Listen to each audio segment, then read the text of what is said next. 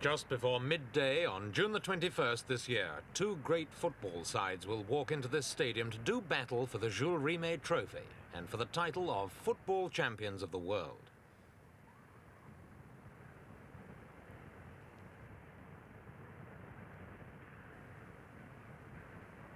The final of the 1970 World Cup could hardly have a more majestic setting. This is the Azteca Stadium in Mexico City, 7,400 feet above sea level.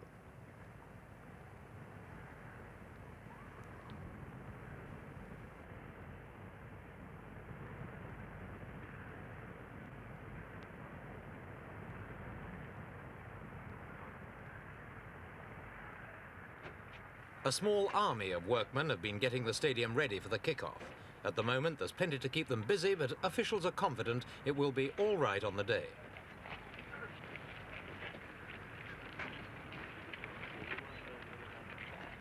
The turf looks in beautiful condition. It's not been played on since March, and the ground staff have used thousands of gallons of water and yards of turfing to ensure it'll be the best playing surface of the championships.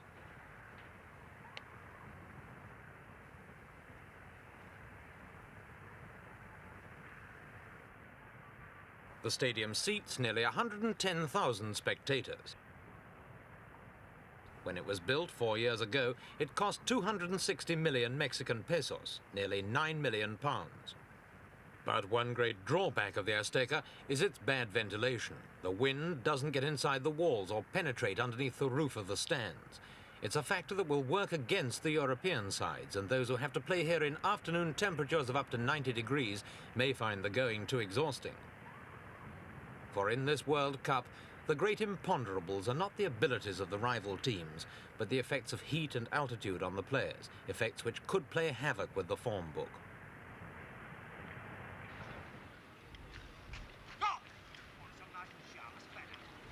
The current holders of the World Cup are, of course, England. As reigning champions, they automatically qualified for a place in the last 16 in Mexico. Whether they can retain the trophy is now the biggest talking point in British soccer. In the last 4 years, team manager Sir Alf Ramsey has been widely criticised for retaining the nucleus of England's 1966 World Cup squad. Men like Bobby Charlton, who at 32 years of age has now played over 100 games for his country. Although he's still admired by many football fans, there's a considerable body of opinion which thinks he's no longer got the stamina for the sort of ordeal Mexico is likely to be.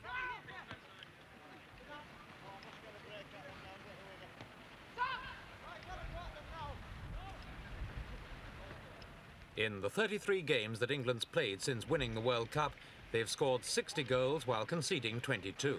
Sir Alf has still to solve the problem of getting a real killer punch into the attack.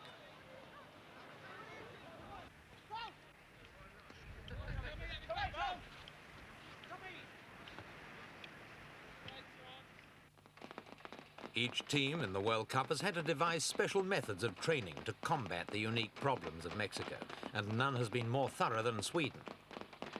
The Swedes were at a disadvantage from the start because their harsh winter prevented them from training on grass until the middle of April.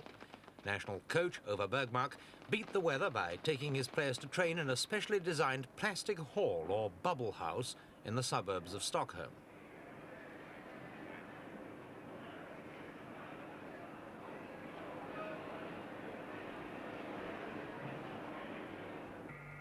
The Swedes have used some pretty sophisticated equipment to test the effects of altitude on their players.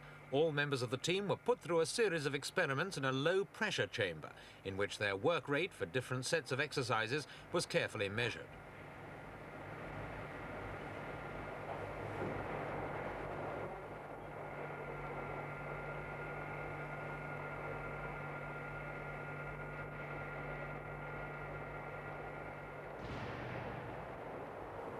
The higher the altitude at which a man performs any exercise, the faster he breathes, because his lungs try to compensate for the diminished air pressure. During the Olympic Games in Mexico 2 years ago, the athletes who suffered most distress were the long-distance runners, those who had to make a sustained effort over a long period of time. The footballers will find themselves in a similar position this year. Exercises like these can help, but the real answer to their problem is to spend several weeks at altitude before their opening match, so that their bodies can adjust to a new environment.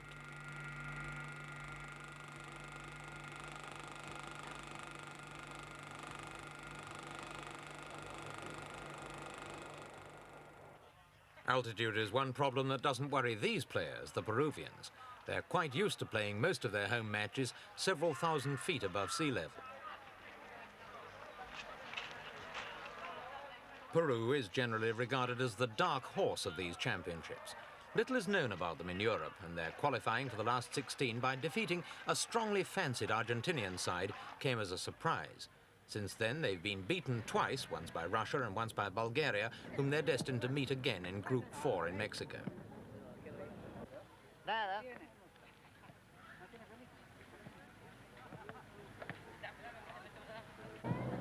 Peru plays a direct, attacking game which is reminiscent of Brazil's football during their great years. It's attractive, penetrating and effective. They rely heavily on their wingers, especially 22-year-old Ramirez, who netted twice against Argentina to clinch Peru's place in the World Cup tournament. The national coach is Waldir Pereira, better known to the world as Didi, one of the stars of Brazil's cup-winning sides of 1958 and 1962.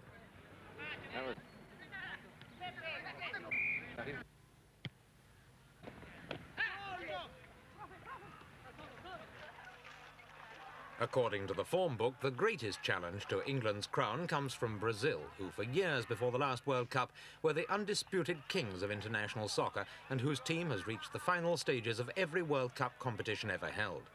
Brazil have had their problems this year. The team manager was replaced only 2 months ago, and there are fitness doubts about one or two key players. But on their day, they can still turn on the most breathtaking display of football skills.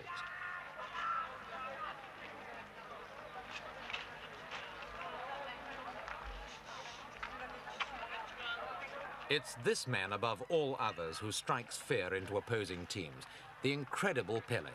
At the age of 29, Pelé is already a footballing legend. He's scored more than 1,000 goals in his career so far, and his speed, ball control and tremendous shooting power make him the most complete footballer the world has ever known. His skills and those of the whole Brazilian team were shown off in a World Cup warm-up game earlier this year. Before a 200,000 capacity crowd in Rio's Maracanã Stadium, Brazil beat Argentina 2-1. Argentina was subjected to 90 minutes of relentless pressure. If Brazil play the same way in Mexico, England will be tested indeed.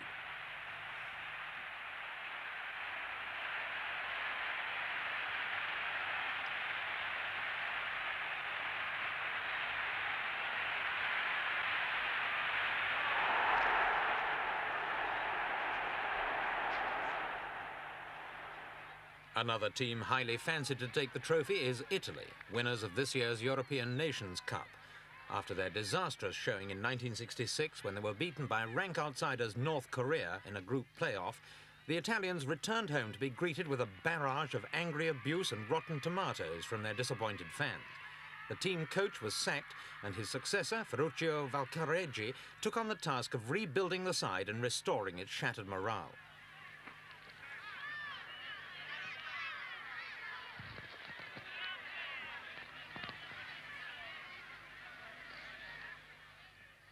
Under Valcareggi's careful management, Italy's national side has been transformed.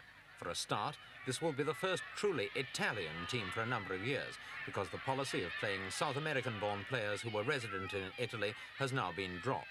And in the young players that have recently come into the side, Italy has harvested a rich crop of new talent.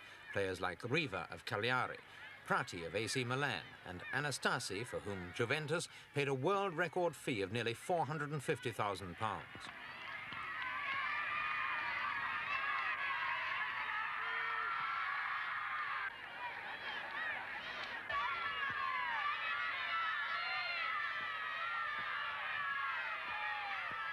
Italy's performances on the field in the last few years have left little to be desired. They've played 21 matches under their new coach, winning 12, drawing 8 and losing only 1.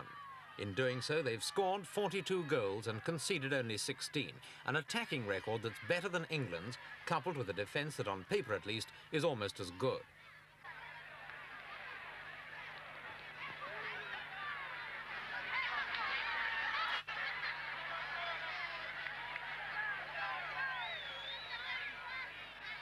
The one weakness in Italy's preparations for the World Cup may prove to be an inadequate period of acclimatization in Mexico.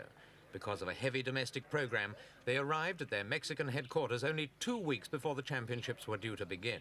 And the star of the side, Luigi Riva, has admitted that this could be a crucial factor in their performance.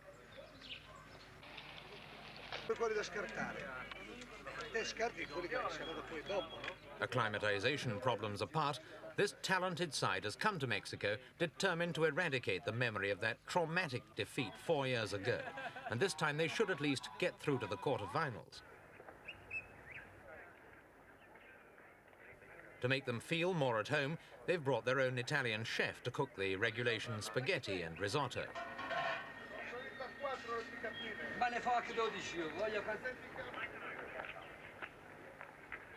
As they settled into their new surroundings, we spoke to their captain, Giacinto Facchetti. Who do you see as the favourites for the 1970 World Cup? There are 4 or 5 teams that can win the cup.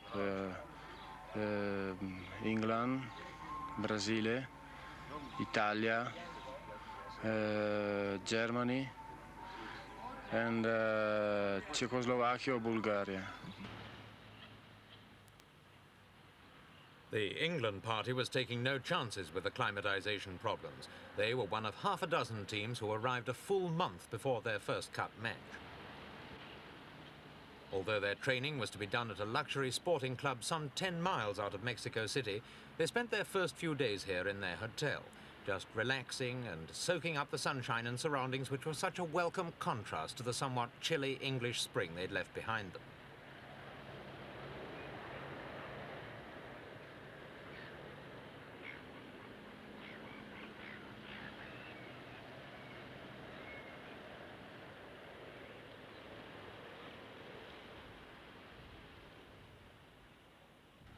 At 8,000 feet, strong sunlight can appear deceptively mild, and for the first week, sunbathing for the pale-skinned Englishman was strictly rationed.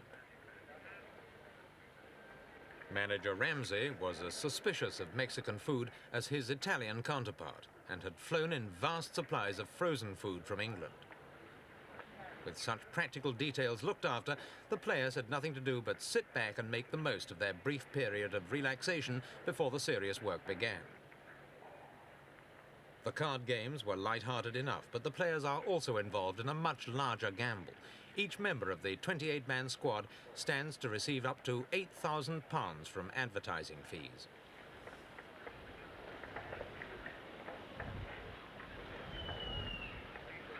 In a country as varied and as colourful as Mexico, any opportunities for sightseeing are not to be passed up, not even by a dedicated professional football team with its eye on the World Cup.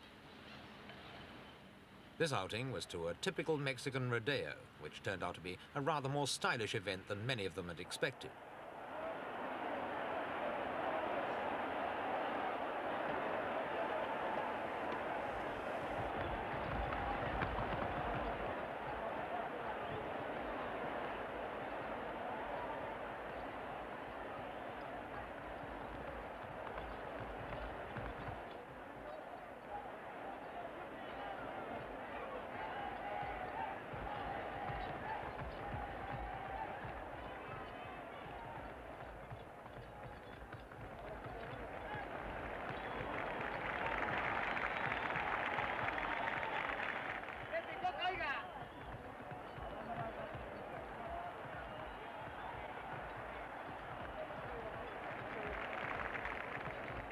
The bull, when it appeared, was a small one, a fact that was easily understood when the Mexicans demonstrated the sort of role it was expected to play.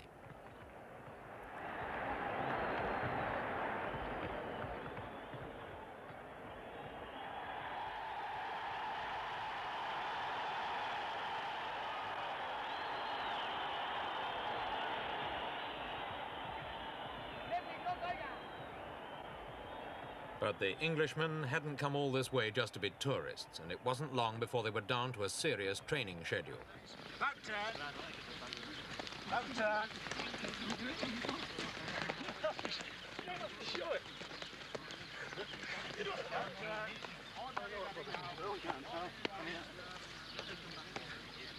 How's you running this time? Every time I shout... As defending champions, England enter the series with prestige, but with everything to lose.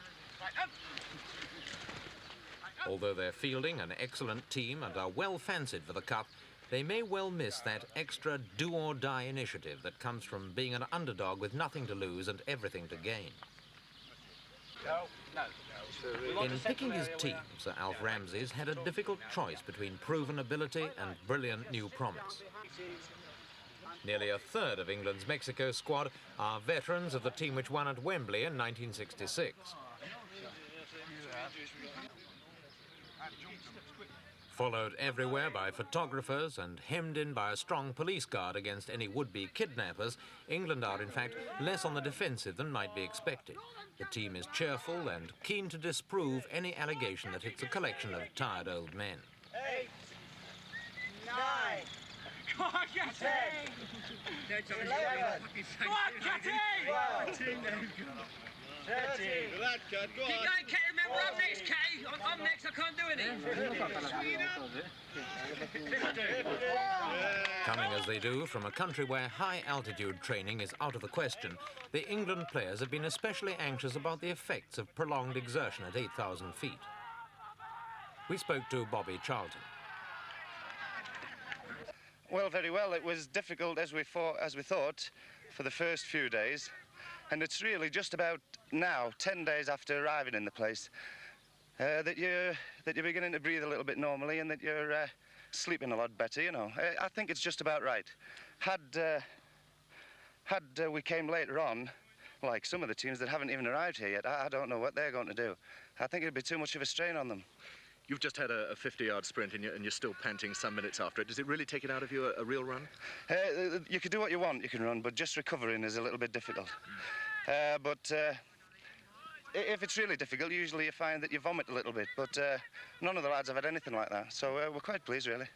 How much is this altitude going to affect your game, in fact? Well, we just have to adapt our play a little bit and make sure that we don't give the ball away stupidly. We have to hold on to it.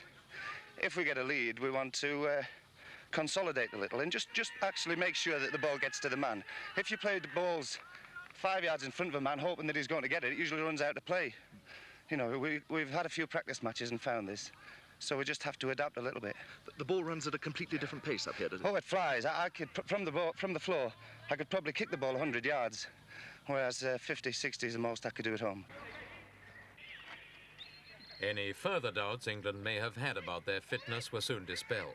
Although their performance in this practice match wasn't appreciated by the local youths who'd come to jeer rather than to cheer, England went on from here to convincing victories in their warm-up matches in Colombia.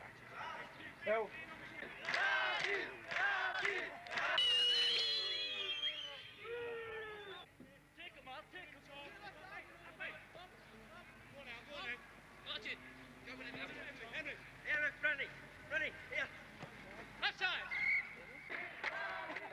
England will certainly have to maintain their good form into the early stages of the Cup, for in their first matches they'll come up against such formidable sides as Brazil, Romania and Czechoslovakia.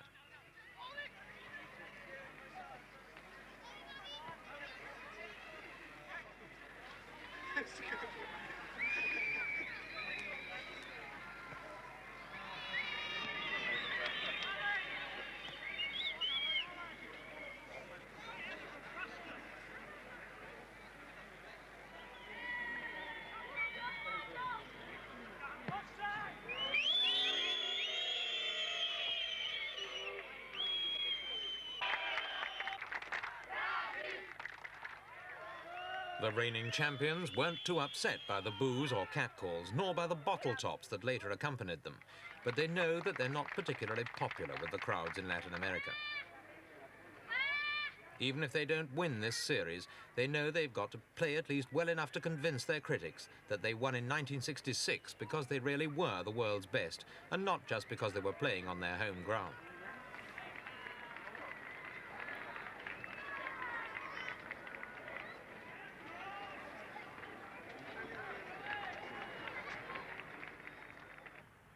For the two teams who finally make it to the Azteca Stadium on June the 21st, the final will mark the end of a long, hard road, but the effort will certainly have been worthwhile.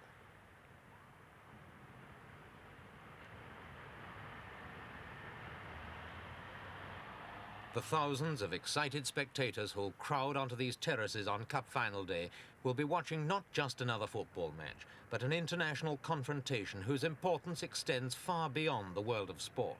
In virtually every country, football has now such a following that no government can afford to ignore it.